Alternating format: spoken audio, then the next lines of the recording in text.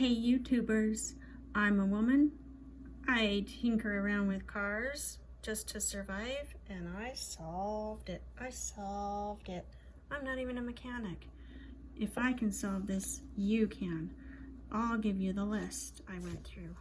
First, I got a new key, mostly because I lost it after it would drive and not drive, drive and not drive, crank and not crank, and start and not start. Put the $200 battery in. That didn't do it either. I actually did that first. Then I checked the fuses one day on a hill because it stopped on a hill. Thought maybe the fuel pump was out.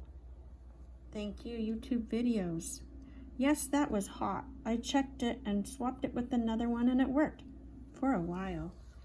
And every time I would check that fuel pump and whack it, sometimes it would go and sometimes it wouldn't. I took it into the mechanic. He had his son whack on it. He was pretty proud of himself.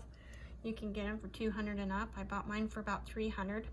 Brought it in and decided, it's gonna run in a knot and run in a knot. How come that would be a fuel pump? It's gotta be electrical. So I looked up some more.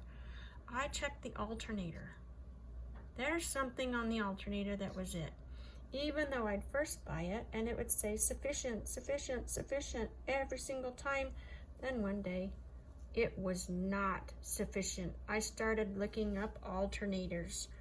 I thought I'll get a rebuild kit because I don't want to pay $500. Well, in these rebuild kits, I really didn't want to rebuild it, so I looked up more. What's in a rebuild kit and what is going on with these ML320s? Voltage regulators. That was it. It's the voltage regulator. This is what it looks like. And these prongs right here are the culprit. They wore down. They're supposed to be about that tall. These are the shortest prongs that I have seen. No wonder why it wasn't working. Ding, ding, ding, ding, ding. Winner. I didn't have to rebuild that kit at all. Nope. I did it. I did it. Yay, happy dance. If you've tried all of these, maybe that's all it needs.